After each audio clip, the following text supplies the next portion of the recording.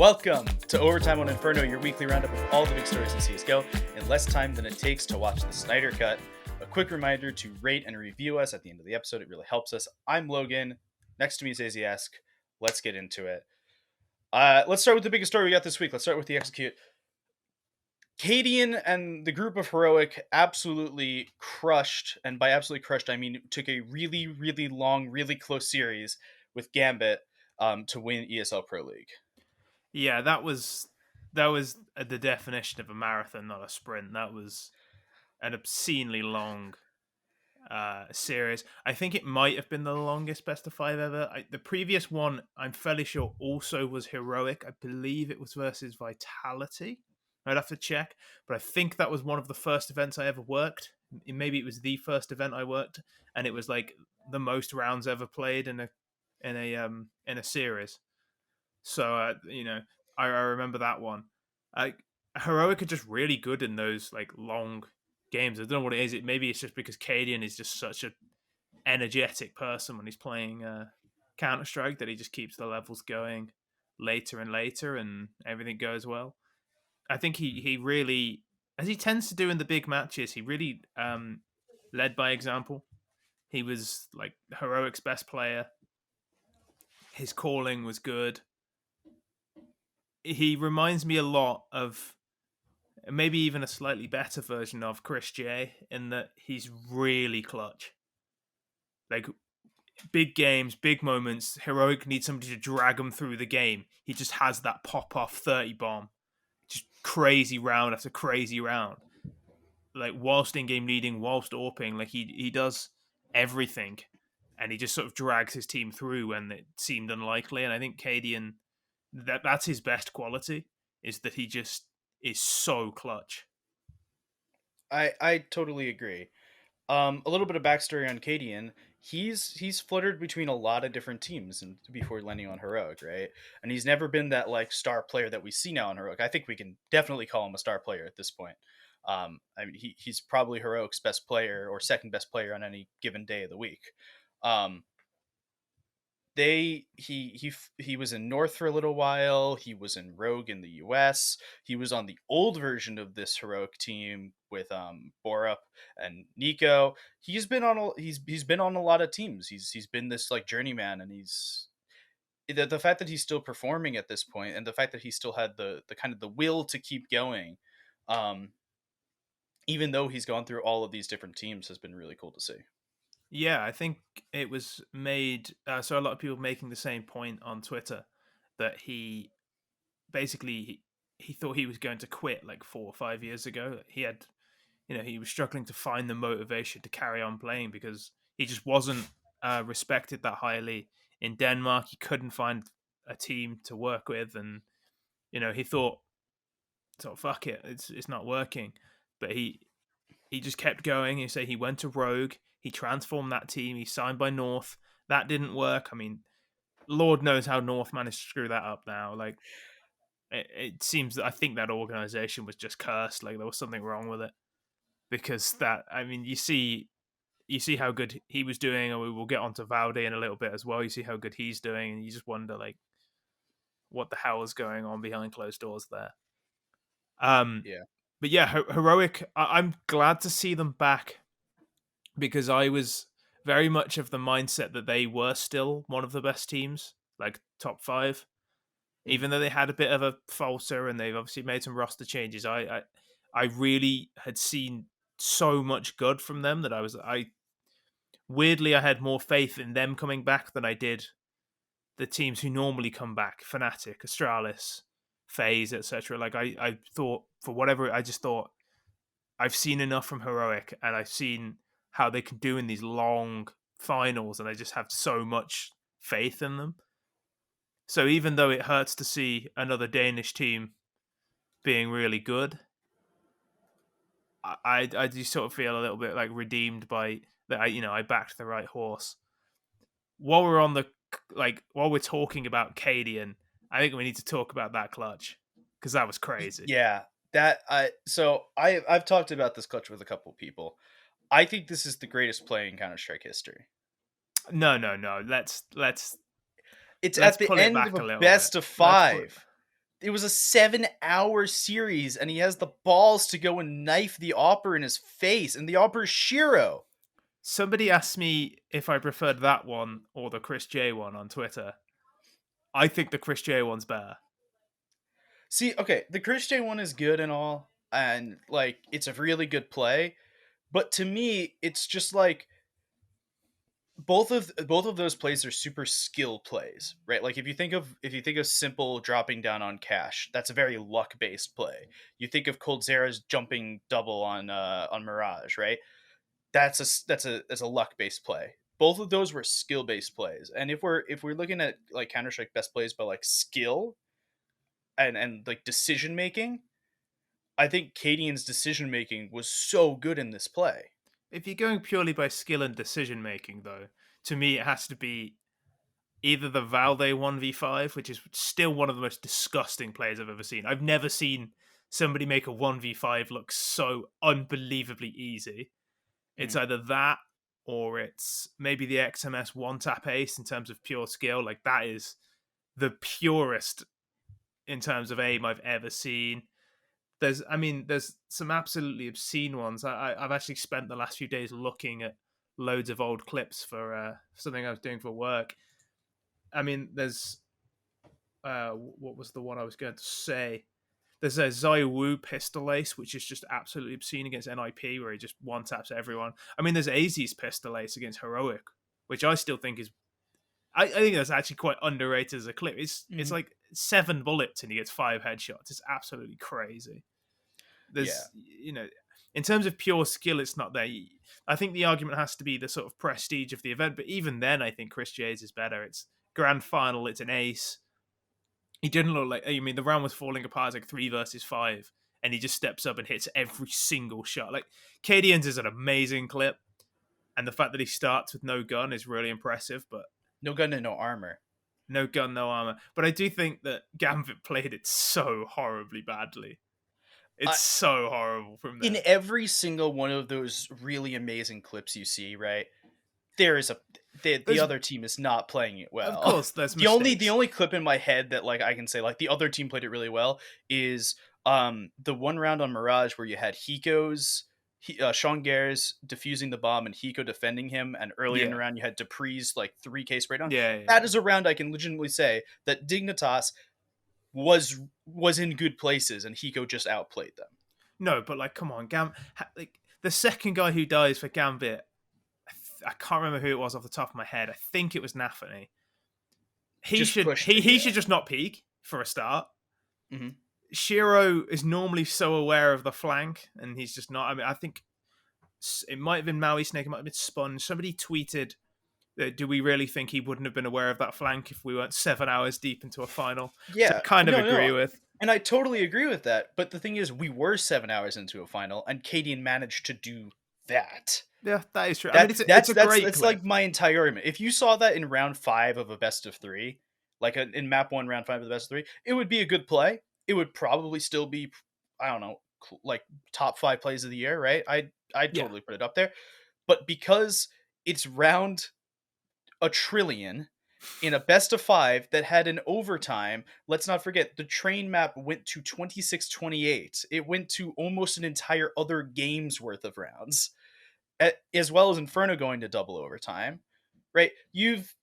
There's been a lot of playing. It was a 7 hour final, and you're at the end of 7 hours, and cadiaN decides to knife Shiro and manages to spam triple correctly, where he gets inters through the box. I.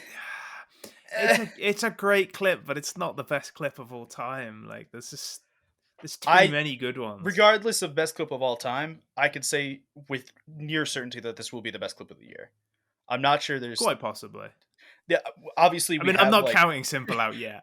Like, we have let's more be months of silly. the year. Like there's definitely 8 more months worth of plays that can happen, but like right Yeah, now this is my clip of the year. I'm not counting Floppy out. Yeah, I mean that guy got 2 1v5s in a tournament like in 2 days the other day. Like, let's not, let's we Well, can't see the you have to future. count, you have to count Floppy out until he gets onto a new team.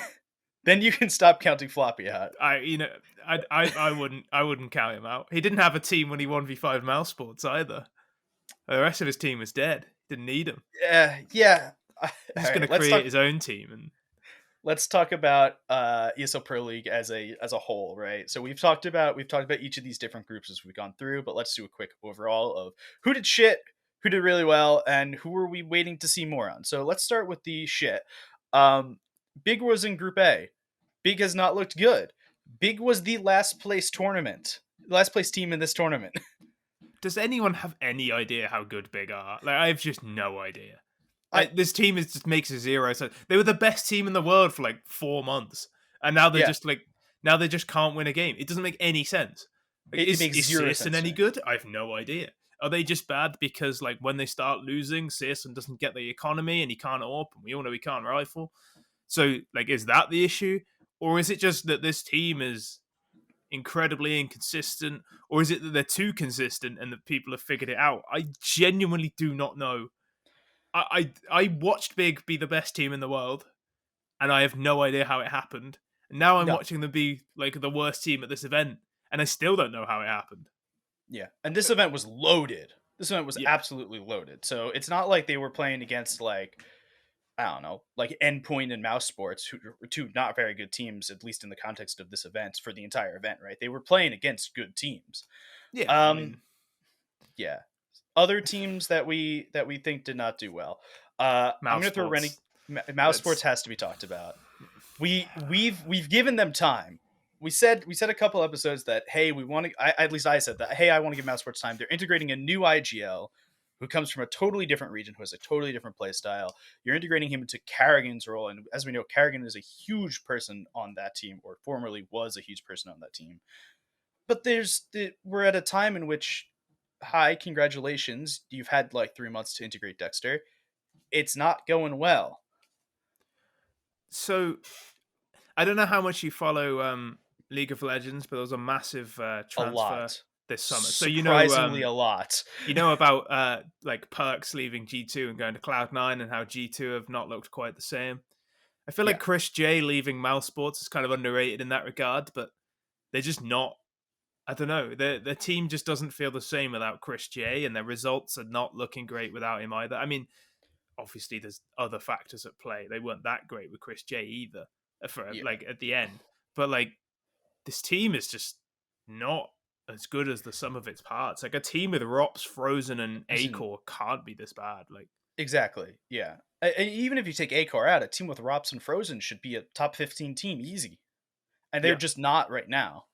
And Bemis has gone completely off the boil. I think a lot of that is the fact that he doesn't have Carrigan, like Chris J, like these really experienced people in and out of the server to really help him. The Yeah. guy's so young, like And he can't be played really forgotten how young well. he was. He played really, really well when Carrigan was there, right? We saw that like I say resurgence as if we had seen it before, Yeah. but like from phase to Mouse Sports was such a huge jump for him, right? It wasn't to like the same level of team, right? At that point, Mouse Sports was a little bit better of a team, and they were missing an Opper, and they were reworking how their stuff went. But Bemis absolutely killed it in that role. And then Carrigan leaves, and he's not doing as well. You have there's a lot that happens when an IGL leaves, and one of the things is that those younger players are just not as well supported as they previously were. I will say I've spoken to like I spoke to a coach before for another team, and he mentioned that when you've never met people and you haven't seen them in real, like Dexter probably hasn't spent much time with the Mouse Sports guys like in person. It's all online, and that is completely different atmosphere, and it probably doesn't help him. Like it's quite difficult to create that sort of atmosphere and system when you can't just show people, talk to them face to face. You can't go and like go for dinner You with can't them. Like, you can't just pull someone over to your computer and say, "Yo, look at this lineup" or something like that. Like, yeah, but it's still it's pretty frustrating when, as you say, you've lost like an iconic player for the organization, and you're not really seeing any return for it, I suppose. yeah. All right, let's talk about who did well that we didn't expect to do as well. Complexity did really well. They This is where we expect them to be, and we haven't seen them here. So I'm gonna say they did well. comparatively to their normal stuff, but this is kind of our expectation. Someone that we have talked about a trillion times on this podcast, but we have no clue how good they are. NIP finished third, fourth. How, like, who let this happen? What's going on? Where How are are the script NIP writers finishing third now? and fourth? Like, how is this happening? Astralis, Complexity, Virtus Pro, G2, Navi, ENCE, Liquid, FPX, Endpoint, MIBR, Vita. All of these teams finished below NIP. Who let this happen? I I couldn't tell you. like I'm just baffled. Like, are NIP actually good? Like, I know Nork is a god, but like, is he actually this good? Like, is no, he but here's the thing. actually one of the We're best gonna players in the world?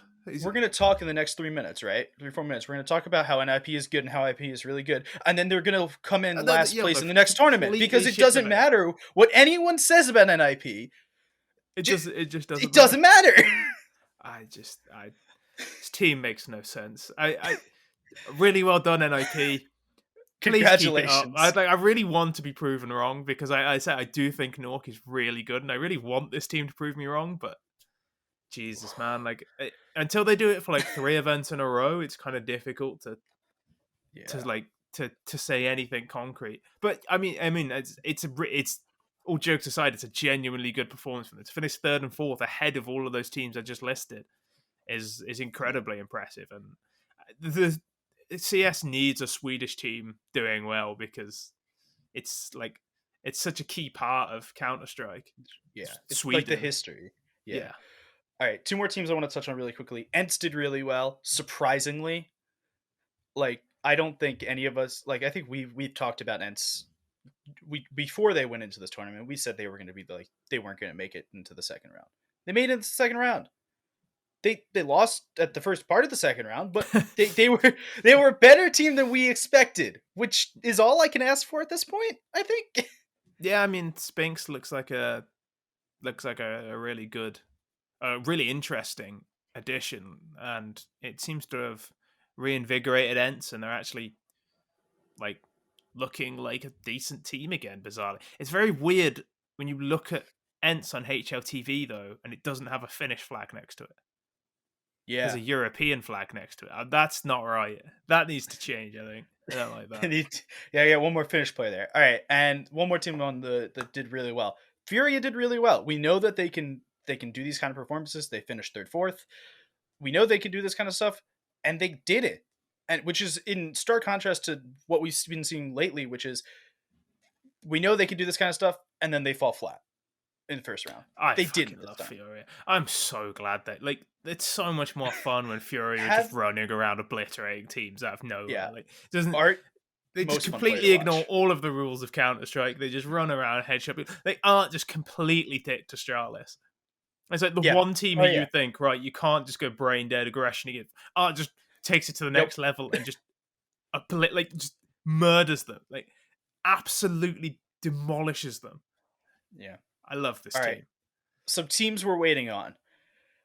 I have Vitality written down. I'm a little iffy on this. So Vitality didn't do super well in this tournament, but then yesterday they said they're making a roster change, which we'll talk about in our next segment here. So I to me it's kind of like this doesn't really matter. They're changing their roster, they're changing how they're going to be playing. So let's see what happens with the new roster. We'll put this behind them. Wasn't a great showing, but we'll deal. EG looked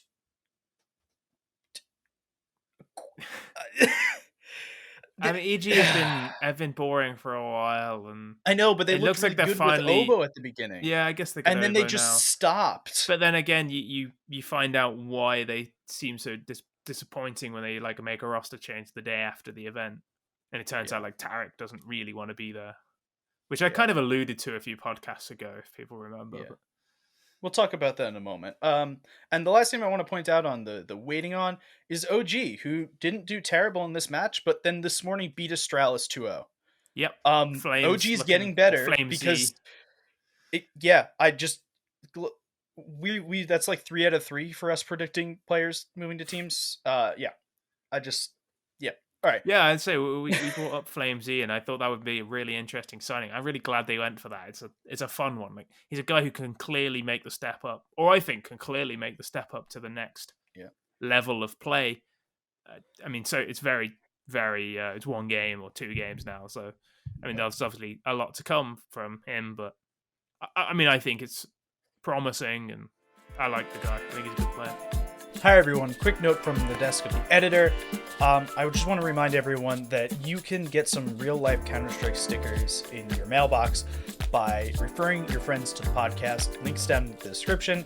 It really helps us out because we're able to get more people to listen to this, which means we get to create more and more great content for you guys to listen to, and then you guys get some awesome stickers. And I've been sent the pictures of the stickers, so I'll post some stuff here. But there's like iBuyPower Hollow actual stickers you can put on your laptop or whatever. So that's pretty cool. Again, please remember to like, review, share the podcast, and refer your friends to it. It really helps us out a lot. Back to the pod. All right, let's get into trade kills, where we're going to talk about all of the movement that's happened just post EPL, because a lot happened. So as we alluded to before, Vitality has made a roster change. They're not picking up Nivera. Let's make this clear. No, They're not picking up Nivera, and we'll talk about that in a second. They're taking RPK, taking Latank out of the lineup, and they're bringing in cadiaN, who, as far as I know, was VAC banned and then recently got unVAC banned. so it's similar situation to Yampy, except he's been cleared to play at Valve events. I'm not entirely sure why there's a difference between him and Yampy's situation. All I know is that Valve looked into it and cleared him, so he's free to play at majors. He said in a tweet longer, like, this news could change my life. So I presumably they had been in contact before, and they were waiting Yeah, for him to say to get the I'm green in. light. And Yeah, then as soon as he got it, he was like, "This is going to change my life," because he immediately gets signed by Vitality. I found it very interesting. Vitality's coach, XQZZZZ, I think his name is, I think or it's XTQ. is it XT? Between him and Vitality Neo, basically insinuated there aren't many role players in France. Very few people who are willing to do what RPK does, and cadiaN is one of those players who's more willing to take a back seat, and that's why they've gone for him instead of Nivera, who's more of a free spirit, loose cannon type. Yeah, they were never saying that Nivera was bad. Obviously, he wasn't. They were just saying Nivera doesn't fit the role that RPK was in, which makes sense. You don't want to wrong tool for the wrong job. And as we've said before, we hope Nivera finds a team because he was sick on Vitality. Yeah, Uh, he's a talented player. yeah. Let's talk about Mihu. A week or two ago, we talked about Mihu possibly going to OG. That didn't happen, obviously. So now it looks like Mihu's going to the other team with the G in their name, which is EG. Looking like that it's probably to replace Tarek. Maybe. Yeah, I think it is. I think the rumors around Tarek are either that he's going to Valorant or that he wants to stream. I'd heard that he wanted to stream, Mhm. but I mean I can't substantiate it enough to be certain. But that is what I heard a few weeks ago. I'd also heard that EG had tried to sign another European player who is even more out there than Mihu, and that's Ships. I think it was. Yeah, I saw that same thing that they were trying to sign him to go with Cirque. They're both Bulgarian or something, Yeah, that and was they've a played strange together. one. That was a weird thing. Um, Mihu to EG is such a strange move. Like, I don't know. It and seems like there's a lot of players you could get. I don't know why Mihu. I mean, Mihu may be much better than I think he is, which entirely possible. I haven't watched him enough or for a while, but it just seems and very odd to me they couldn't find somebody like, I don't know. It feels like there should be somebody better out there, but and I'm kind of surprised that they went to Europe. That mm, there's actually decent North American talent right now. But we've been talking about the North American scene dying, but there's like Extra Salt and Triumph who both have actually decent players on them right now I that you think can Extra kind of use Salt as farms. will probably stay together for a little while. I They're on a think bit of a they run, and definitely, I think they definitely will. but I But mean, Triumph, I think Cynic is really good, and I would be trying to sign him, but what do I know? obviously, neither of us are GMs of teams. Me is such a strange one, man. Speaking of a player who decided to be a GM of a team, Flush has gotten a new team after him being taken out of Fnatic. It's going to be Flusha. It's going to be Sunny. It's going to be Sergey. It's going to be Esperanto, and it's going to be Calix. I I'm have excited for this team. so many notes about this team. The first one is this looks like a HLTV thread. You know when there's like those old HLTV, new Yeah. international roster. It's like who's available? Flusher, Sonny, Sergey. I think he's retired, but yeah, no, we'll go. Like I think he's gone to. Didn't he go to the army? That was the thing. He's like, oh yeah, no, I'm going to Yeah. go do my service. So yeah, he's not available, but I'll put him in anyway because it's a HLTV thread. Then I just need two random players who are not from completely different nations. So it looks like I'm really thinking about it. Esperanto, I haven't seen him in a while. Calix, he was on Envy. That'll do. Maybe it's somebody just a I don't Turkish know. guy wants to see his countryman back on a team. Like it just makes zero sense. This team. Secondly, is where did Absolutely. Sergey come from? I thought he was gone. And then thirdly, why is Sergey the AWP? Hasn't everyone else on this I team AWP'd? And like Sergey hasn't. yeah. It doesn't make any I sense. I don't know, man. I'm Flusher excited to used to see AWP. it. This is going to be the most ridiculous team to watch. I'm super excited to see it. I'm not massively excited because I don't think they're going to be particularly good. Yeah, no one said that they had to be good. Well, yeah, but This like is it's not going to be like I don't know. I like Esperanto. I think Esperanto is really good. But to me, this looks like an FPL team that's just like, screw it, we're going. It's like Double Pony, the French team that's got like NBK on it right now and Body and stuff. It's like an FPL team that they were just like, fuck it, we're going to qualify for some events. I Except think they're actually getting an organization to back them with money and pay them money to do this. I don't know why an organization would back a team like this before they've played a game.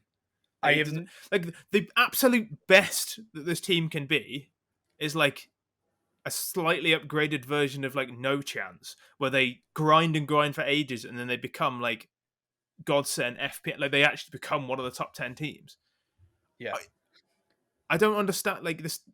Why is an organization spending money on this when nobody for love nor money could get chaos an organization? But it's like, oh But they'll yeah, no, spend money on this this team with like a guy who went to the army a year ago, Esperanto, who's been like, I don't know where he's been. He's like off the been, face of the earth for he like must 2 be. I think years. he's been like playtesting Tuscan for the last 2 years or something. I don't know where he's been because Tuscan's come out and he's back all of a sudden. I really liked Esperanto. I thought he was really good and he just disappeared. Yep.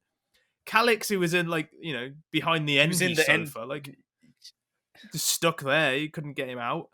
And I mean, Calix, I used to think he was pretty good on Space Soldiers, but that was a while ago now. I've That was no like idea how literally good he is. 4 years ago. Yeah. Sonny, who's been, used to be like legitimately quality and is now hasn't Adequate. been fantastic for a little while. I mean, I'd love to see Sonny be back at the level he was before, but I'm not sure I'd bet on it with my own money. No. I'd like to see it happen. Don't think I'd throw, thousands of pounds at it, hoping it did. I don't know.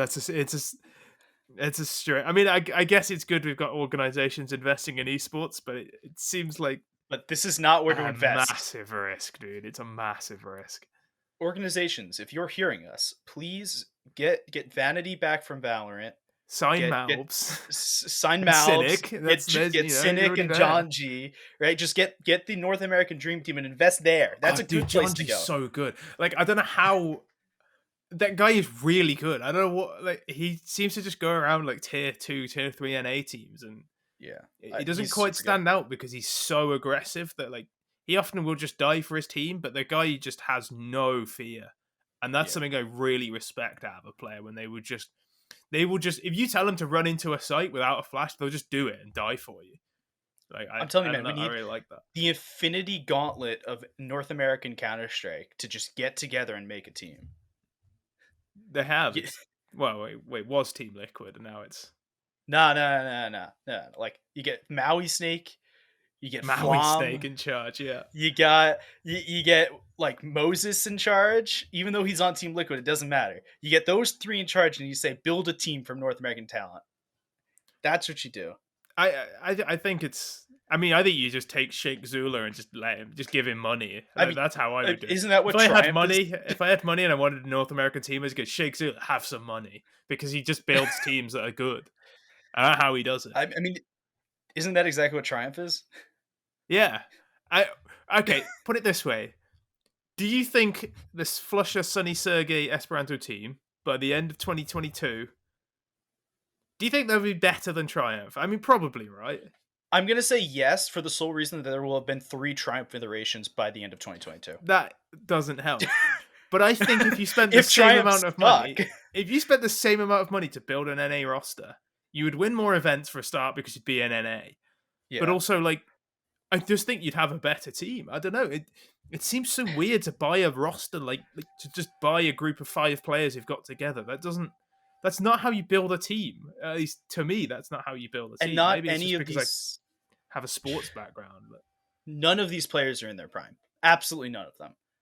maybe Sergey is. Maybe, Maybe. maybe. But yeah, as you But say, like these it are seems all like no chance 2.0, yeah. whereas players Really are no on the chance. bench and yeah, it's more like a vague chance. All right, let's talk about a team that actually has a chance. Flame Z to OG, which we alluded to earlier. We were super right with that, and they super are really good for the one game we've So seen it far. on. Yeah, but Yeah. the one team who isn't is a team they beat, Astralis, and it looks Yes. like I don't know what's going on over there. The CEO's tweeting like free Bubsky. They put Bubs- him in for a game. He doesn't do well because there's a whole lot of pressure to put on a player, and Well, it's not then even that. The CEO Glave's tweeted free liking Bubsky. tweets that's The CEO saying tweeted he's going to free make a change. Bubsky, and just was like, someone was like, "Ha, really good joke," and he was like, "No, I mean this No, seriously. yeah, so yeah, Like no, I don't this know is a why he's real not thing. playing. Like, well, Like why you where fucking is he? asking us? Why are you Like you're asking the us? guy You're the who one who owns. knows. Like Yeah, that's so weird to me. And then like Glave's liking tweets about making a change in Australis. Supposedly, that was something I saw. He liked a maniac tweet saying that he thinks there's going to be a change in Australis soon. I mean, maybe that's just baiting, but it's always fun to speculate.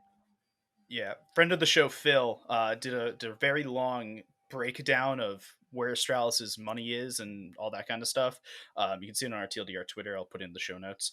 But in that the Astralis contracts are up this year, and they've the money situation is fine. Like they have not gotten their prize money the same amount that they previously have, but they're getting money from being member teams in like EPL and Blast, which is good for their money. But they need to figure out what to do here because they're not getting the same amount of money they used to because they're not winning tournaments, right? And as I think as far as where all of those players are like on the same rough deal, and at this point, not all those players are worth the same rough deal. Like Device is heads and beyond like the most valuable player of that team. And It's going to be really fun if Device leaves that like core. Like I think that'd be really fun to see because then we'll actually see if Device is a system player, if he's actually like a true one of the best players, like actually top 2, top 3 best players in the world, or if it's just he is the most valuable cog in Glave's machine. yeah, get him Because on the I've face. always, yeah, yeah. I mean, literally, see if you can carry phase, then He's fucking hell, fine. yeah, He's fair enough, good. you deserve it. Yeah. I've always been of the opinion that he's more of a system player than he's given credit for, or more than he's given credit for. So I would like to see Device join another team and then see what happens. But then I don't know. I think that team has to stick together because where else are they going to go? Heroic, there's no Heroic don't real want need them for right yeah, now. there's no real need for them to make a change. North don't exist. Copenhagen Well, Wolves don't have the hold on. money. North apparently North exists.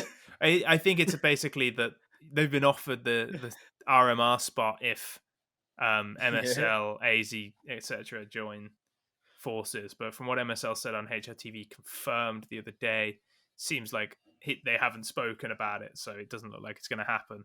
So that spot's just going to go to waste. So I don't really see, unless they go international and Device really cashes in. Where I mean, he's just like entitled to. I'm not suggesting Yeah. Oh, otherwise. Like yeah, yeah, if yeah. he really like somebody throws £1,000,000 at him or something, you'd fucking take it. I certainly fucking Yeah. take it. Like to play Counter Strike, that's the dream. So that's the only situation I could see is if some of them go international. But I think the core will stick together and just try and find another org.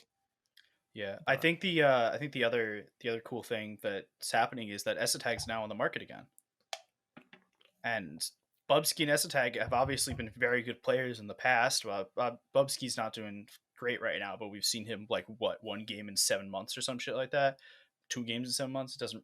I'm not. I'm yeah, not putting any money on that yet until he's played 5 games in a month, right? But we've like Esatag's now free from his Cloud9 deal or buyout or whatever. He's on the chop. He's on the block that you can pick him up, and we've seen how the Astralis core has worked with Esatag. Maybe you make some roster changes on like Zip and bring Esatag in instead of Bubsky, and switch out Magisk or something like that. You can make like more minor roster changes. We don't have to immediately start blowing this team up. there's This so much talent just available. Like it makes it so weird that EG went for Mihu. Like you just talking about how like Esatag and Bubsky are both. You could just sign either of them and you yeah. could go for I mean, you could Mihu instead. Like, I you mean, could have I signed Floppy. You could have gotten a North American player in a you could North have got American Floppy. organization. You could have got Floppy. You could have got Floppy. I mean, I think Floppy's so good, dude. Yeah, So many better it's very weird choices. with Astralis. I don't know exactly what's happening. All right, I don't think let's any move of us on. ever will. Let's move on to our last part, which is overtime. We're gonna take some listener mail questions we asked you guys on Twitter earlier today. What you wanted to hear from us. So first thing from AG_R6S. What's the best play in CS:GO that didn't have good casting to go with it? So I had to do a little bit of. I didn't have to do a lot of research because it was one of the first players I looked up because one of my favorite players of all time, and it's the XMS one tap ace. I think. I mean, I spoke about it a little bit earlier. I think the casting. There's a reason the casting isn't hype, and it's because it's like an elimination game in like the minor or something. So it doesn't. It's not that it necessarily deserves a lot of hype, but it's still one of the best players of all time, and it's like a little bit I relaxed on the casting. It's like, come on. I had never seen it before today. I can't believe you'd never seen it. AZS It's just like so he good. like threw it in Discord. He's like, "This is my idea," and I was like, "Wait, what happened?" I Let wrote a me piece Google about quickly. this a while ago. I actually wrote a piece about that ace, and I think I just think it's one of the best clips I've ever seen. I've never seen somebody one tap 5 different people like that. It's obscene. So something super casually for me that's like it's fine casting. It's not like bad casting or anything. Nico's two Deagle aces on cash, the one on A site and the one on B site. The one on A site's definitely way more hype and way better Yeah, yeah. cast from Alex, but from Machine. But the one on B site with Bardoff casting was just kind of underwhelming to me. That's the one against FaZe, I think, right? I think so. It's like the It's the Fox, like a Fox AZ team that Yeah, win he's team. on. It's the iconic He's one. like He's got the headshot, right? he's on headshot and he gets to get yeah. It was a little underwhelming to me. The other one that comes into my mind was the Snacks Ninja Diffuse against FaZe, where he just runs down Cat and runs up connector on Mirage, and I the think entire FaZe team's on B site. It felt really underwhelming to me, but it was also a really underwhelming last second play, so I kind of really liked Yeah, that. I think that actually helps the fact that the casting underwhelming in that kind of helps because you're not expecting anything to happen, and it kind of just accentuates how weird it was that it happened. My favorite part of that play, though, is the observer having the map up, and Pansy's just like talking about something else, and Wait just goes away. Oh, hold on, what's happening here? What is this? Yeah, exactly. That's what I mean. It's like they weren't expecting anything to happen, and all of a sudden, Snacks just wins the round out of nowhere. You're like, oh. I Great mean, it's play. so difficult to like carry on playing without like chewing your teammate's ear off after that as well. All right, Professor CS has asked us what 2+2 is. 5, I think. It I'm pre- depends who you ask. I mean, you ask like the Hellraiser social media guy, and it's like it could be anything. It's some weird Russian meme that I don't understand. You ask EG, it's Mihu. Uh, I'm pretty sure it's a fish. That's what I was taught. 2 plus 2 is a fish. I think You I flip got one of the yeah. twos around, and you can like overlap them. It's a fish. Yeah, I was gonna make a joke about like being 2 plus 2 equals 5, and there was like I was gonna make a joke about something. I was like, no, it's just EG, and they went Mihu instead. All I, right. I got a bunch. I got a bunch of questions. Like somebody asked me what my favorite Hellraisers tweet. It was from Tom Biz. It's the Chloe Grace Moretz one because it just doesn't make any sense whatsoever. Who would I like? It's so Who would weird. we next like to interview? I wanted to interview MSL, but obviously HOTV beat us to that. It's kind of difficult. I don't know because I don't want to go too. I mean, MSL would probably be a bit too grandiose because it's like I've not really interviewed many people. Like Region was our first, so If you want to get interviewed by us on the TLDR podcast, please DM me on Twitter or DM TLDR or DM Aizyesque. Any of us. Yeah. somebody asked if I Um. prefer donuts with filling or without. It depends on the filling, but generally without. I don't know how you feel about that. Nah, it's with, man. Like, What I'm kind not of the filling biggest do you jelly want? donut fan. Boston cream donuts with like the cream on the All inside. right, that does sound pretty good. Favorite moment I've had personally playing Counter Strike. I won a 1v5 once. That was fantastic. I've got a super sick 1v4 clutch that I was playing in a 5 stack, and my friends just went, they were just silent the whole time, and at the end you're getting back banned because it was just the it was a 1v4, it was a 1v5, it was the stupidest shit ever.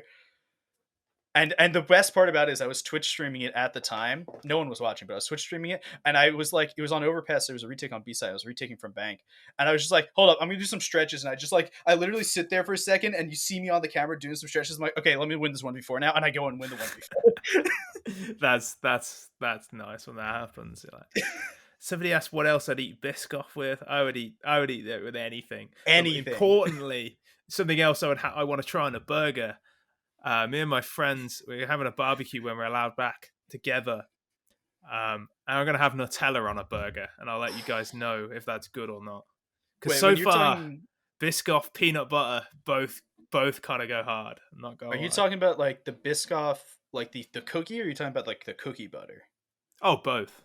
I mean, yeah, I was gonna say either works well. I'm not no shaming on either. Both are great. The burger I had is like 2 burgers, cheese, bacon, Biscoff spread, and then there's a Biscoff Okay. biscuit stuck to the top with more Biscoff spread. It's decadent beyond belief. Finally, the Don Haji, however I'm supposed to say it, asked me how's life. It's very good for me, actually. Everything seems to be going well so far. Well, at the moment. I'm not dead anymore, which is really sick. Yeah, that's nice. Yeah, dead post COVID shot last week was not fun, and yeah, I'm yet to be 5G chipped yet, so yo, I've been 5G chipped. I got one more week on my indoctrination process. I'm super hyped, man. Ready to go back out into the world. Uh, I'm Let's still go. yet to have mine, so we'll see. All right, See if I decide well, to take it. that's it for this week, guys. Make sure to follow us on Twitter at @ReTLDR, Logan Ramhap, @Aizyesque. We'll see you guys next week. We'll be talking about whatever happens this week in the West.